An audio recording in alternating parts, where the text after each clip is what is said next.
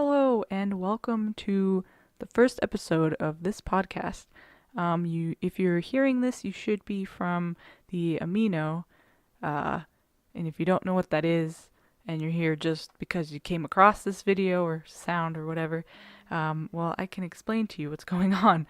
My name's Angie, and I'm the leader of an amino centered around the gender identity, gender fluid, and basically, I wanted to make a podcast just like LGBT based, maybe specifically gender fluid sometimes. But I really just wanted to make a podcast for my community, and I can have different guests from on there maybe, or my friends that aren't on there or are even gender fluid, and just like we could do different topics, and it's just a nice way to get the community together, and I think it'd be really unique and interesting. So this first one is just gonna be me talking about my experience with the LGBT community and about me and things like that, and my story, basically. So, yeah, like I said, my name's Angie, and I use they, them pronouns, and I identify as gender fluid, but lately I've been questioning, like, if I'm some sort of, I don't know. I don't really want to get into that right now, but I'll go back to the beginning. So, when I think 12 is when I learned about what gay people were. Because in sixth grade, I had a friend who's a boy that was gay. And when I was in sixth grade, it was super, unheard of. Like, for all we knew, he was the only gay kid in the whole school, and everyone made fun of him. And they made fun of me for sticking up for him, And it just was not a good time. And I never thought of myself as gay or anything like that. I didn't know there was such a thing until I met him, but I was never like, ew, even though my parents are super homophobic. I was never under the impression that I should hate these people, It just isn't in my nature to hate things like that it just doesn't make any sense to me. But anyway, and then when I was around 13, 14 was when it started becoming more, I guess, popular, I should say, to be gay or bisexual commonly among cis girls was like a phase they had. And I hate saying phase because I think it's okay to dabble and see what you're into or not into. I think that's okay. But it was really like a lot of girls just did it when they were like 13 or 14 just because it was a new thing that was, becoming more and more acceptable. And there was a lot of girls that were like, oh, you'd be such a good girlfriend, blah, blah, blah, like, boys suck, but, and so that's when I was just like, I don't know, like, girls are pretty, like, does that make me lesbian? I was really confused, and there was a lot of girls that tried kissing me and hitting on me, and it made me super uncomfortable. I had a really good friend at the time try and turn our, like, really good friendship into a relationship, and I was like, I don't know, I don't want to lead you on or anything, because I really don't know. And then I had like kind of figured out that I'm since I was like 15, I basically came out to myself as homo-romantic, which basically I feel sexual attraction only to men. But with women, I only experience romantic attraction. I don't know if this just because I haven't tried or I'm scared. I don't know. But nowadays I've come out to myself as pan-romantic, which is I can love anyone. It's just more of an inclusive thing, because I strive to be super inclusive as much as possible. So pan-romantic, I love everyone. And I just use the word queer just because it's super broad and I don't really care about explaining it to people, like especially not acquaintances. I don't usually talk about anything like sexuality or gender with acquaintances ever. Only the closest of my friends. And so, yeah, for a long time, I've only ever dated cis boys, and I've kind of liked girls, but I'm like super picky about it. But I'm gonna marry the man I'm with now, so like I don't even try and worry about it anymore. But so anyway, and then also when I was 15, 14, 15 was when I joined my high school's GSA, Gay Straight Alliance, And I learned all these different things, and all these people existed, and it was really, really nice because it also allowed me resources online, like YouTubers and stuff, that educated a lot about LGBT and stuff like that. And my mind just exploded that, oh my God, all these people are also struggling, and kids younger, people older, like even our teacher, was the leader of the group, was bisexual. And I was like, she's married and has kids and she's a teacher and she's bisexual? Holy shit. So it was really, really nice and affirming. And when I was 15, I started to question my gender, and that was a whole roller coaster. I realized I had a lot of chest dysphoria. I have a lot of social dysphoria. My voice, not so much anymore as an adult, bothers me, just because I did when I was 15 to like 16, 17, I did a lot of voice training myself, so it is a lot deeper and can be a lot deeper than I feel like a lot of AFAB people are, which AFAB is assigned female at birth, if you didn't know. And so that, like, I'm fine with that now. But back then I was super subconscious about it, or self-conscious, and sometimes I have bottom dysphoria, but chest dysphoria was number one.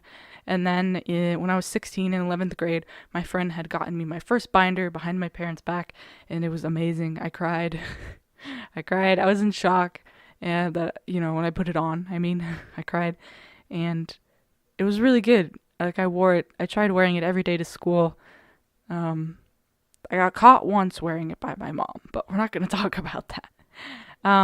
So I was a trans man to myself, because I never really came out, maybe on like Instagram and like to a few friends online, but to myself, it was really for myself, and I could never come out to my parents. I still haven't, so I just don't care at this point about them knowing. I just live my life online, basically. So yeah, I was a trans man until 16, I think 16 and a half. And then I think I got my hair cut short finally, and then I saw and learned about the word gender fluid online, because I did start doubting myself, because my dysphoria was like, what's the word? Fluid. Wow. It was very like, it went on and off, and I was like, oh God, am I fake? Am I, and then of course there's always the people that tell you like, oh, if you don't, if you're not feeling this certain way, all the time, constantly, then you're not really trans, or you're not, so I was really spinning. And then I saw this word, and I was like, holy shit, like, this is real. That's me. That's legit me. And so I just like kind of rolled myself into being that, like, to myself. I never really came out to anyone. And I always told people, like, I don't give a shit about she, her pronouns or whatever. For a little bit, I went by he, him to, like, close friends, like, supporters and knowledgeable ones of LGBT+. But other than that, she, her, whatever. And I've always kept my birth nickname, like, not my birth name, because I don't like the full name, but, Ange or Angie. Like, I don't know. I've always not hated that. I don't know. So I just keep that, but then... so I was like, oh, whatever, I don't care about pronouns, just because I was scared. And even now, socially, in public, I use she, her. And then recently, like, I'd say 2018. When did I think I started using they, them pronouns in 2018, I believe. So when I was 18. No, 19. Sorry, I'm 20. By the way, I'm 20 years old. And yeah, so a few of my friends actually use them, which is really, really nice.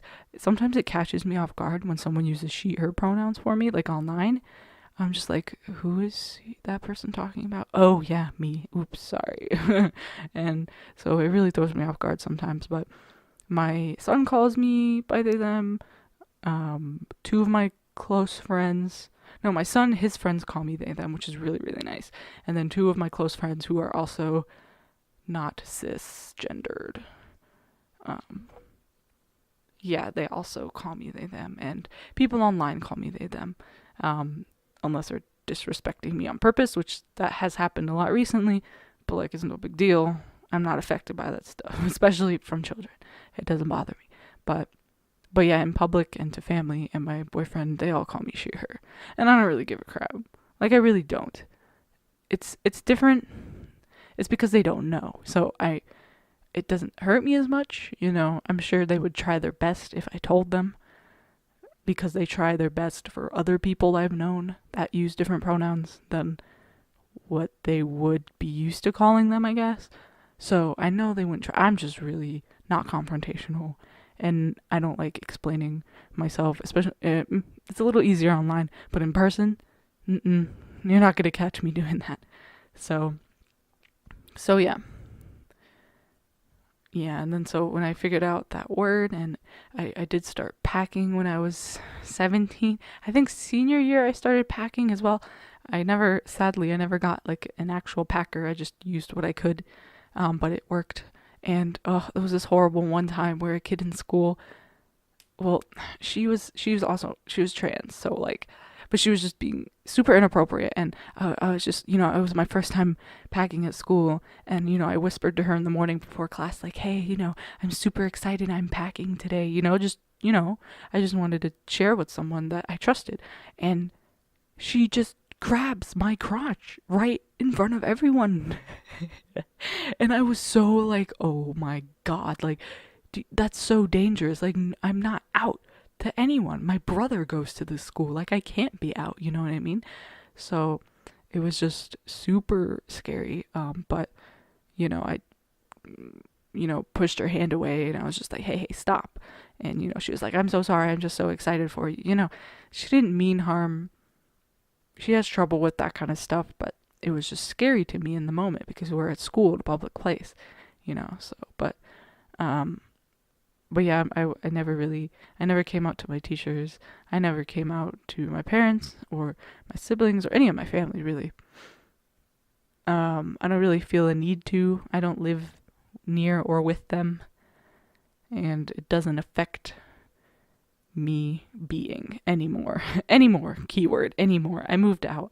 A lot of it was that reason. I couldn't live as myself in that household, so I did move. I've been doing a lot of LGBT work with primarily children and teens, so like ages, I'd say maybe like 11 to 17.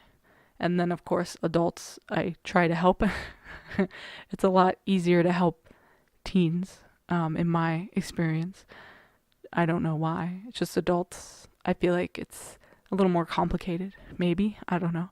But so I used to run a semi-large Instagram support page, and we got to about 15-ish thousand followers before it was stolen from me, because we had the opportunity to get paid to do this full time, and I was really excited because it was helping people and I could also get paid.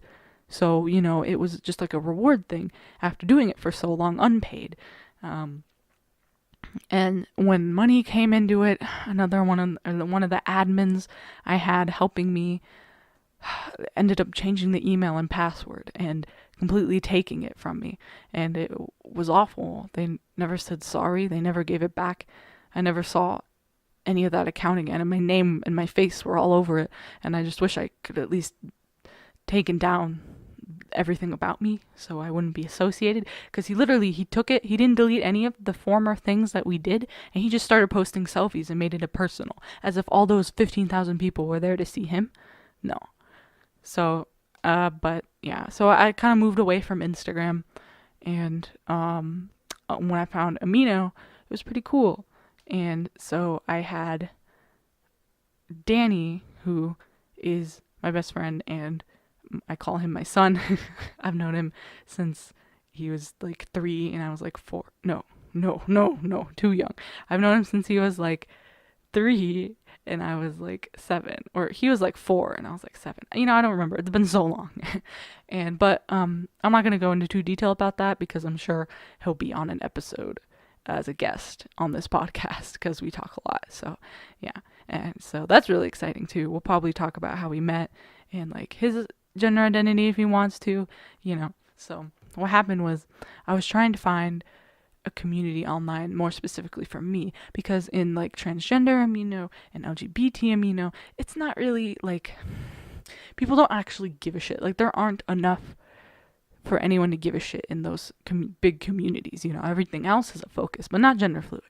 And so I was looking around for a gender fluid community on amino, and the biggest one that I've seen was overrun by trolls, and it seemed like the leader abandoned it. And so I was told, I don't know if it's true or not, I was told that you can request to take over and a new leader would be picked. And so I was trying to do that so I could save that community, but they ended up just deleting the whole thing. And a lot of people were lost and coming to the transgender main amino to find refuge, because that small sliver of community they had, it's gone. Even if it was run by trolls, it was still there. And so I was like, fuck it, I'll make one. And so with the help of Danny, and I got a little promo in the transgender amino, which was really, really nice of them. Bless the owner. And I got started, and I still have a few members that, now that we're up to, I think we're over 3,000 members right now. We're not too big, but I'm happy where we are. I can be active in all chats, so it's at a size that I don't mind. And I want to do stuff for it, a lot of more stuff. A lot has happened, and it's been highs and lows with that community, but I love it, and I love that I help so many people, and so many people have told me how much they help me, and I'm just really grateful for everyone on there who's supported me and helped make the community a safe and fun place. And I hope that this podcast can be something you look forward to. I don't know if I'm kind of boring or what, but I don't know. I just hope I can talk about something in the future that you'd be interested in. We could always do like fun topics too, like Fun Friday or something, something cheesy like that. I could always talk about fun topics as well, and have guests and whatnot.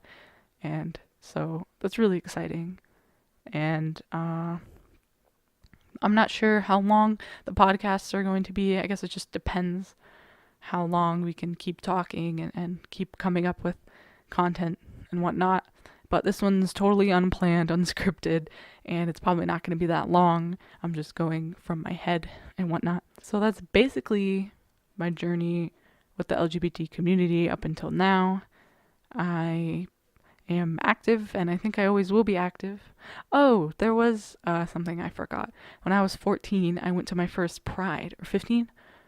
One of those ages. I was in high school, and I went to my first Pride event, and it was not a parade, but like a festival, and I was volunteering, so it wasn't like, because I wasn't out, so I wasn't like I was going to Pride, I was volunteering to take out trash, but I was still there, and I got to experience it. It was a little creepy, because this lady gave me a super hardcore lesbian, basically porn book. What is that called? Erotic literature, right? It was hardcore lesbian erotic literature.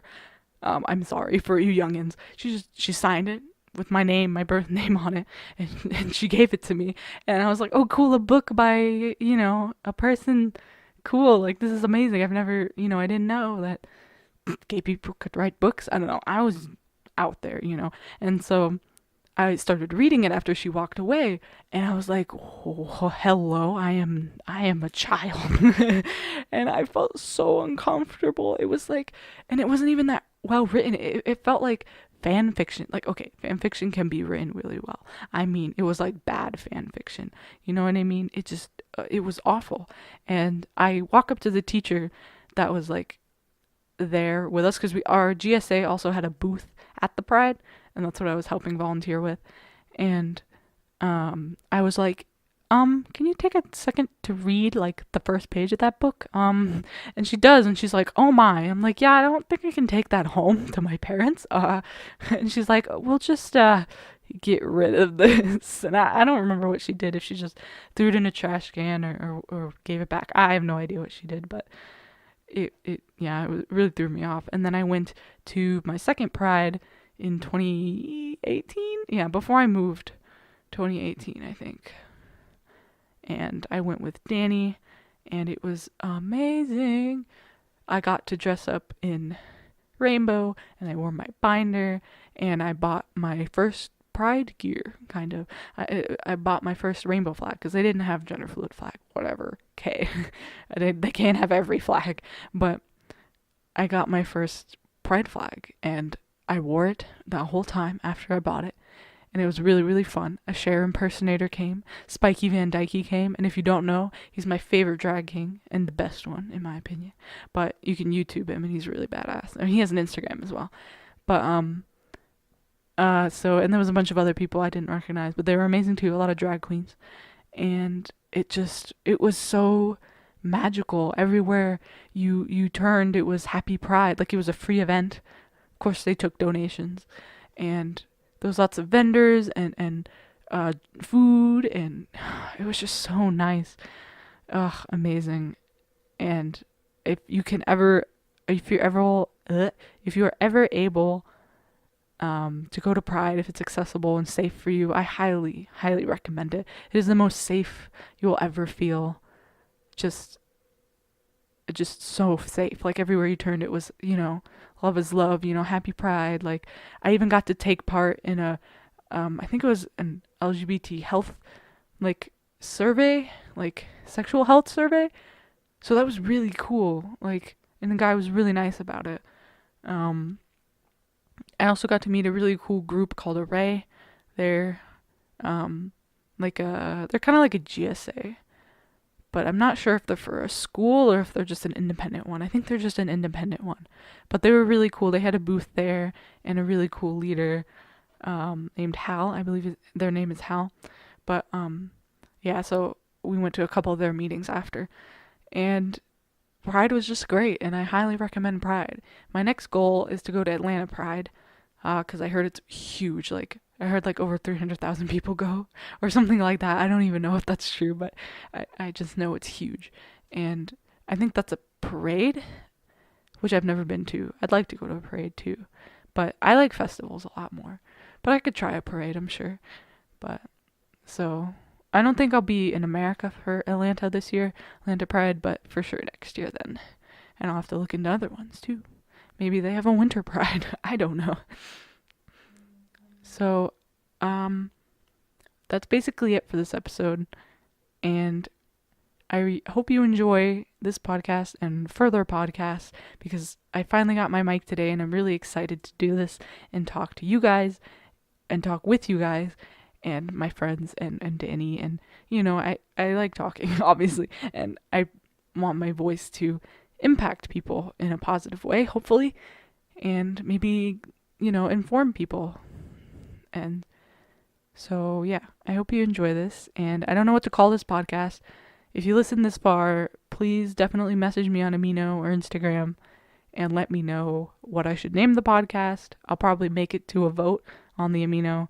So, yeah, just let me know, message me wherever, and we'll pick one. So, yeah. Thank you so much for listening, and I'll see you next time. Bye.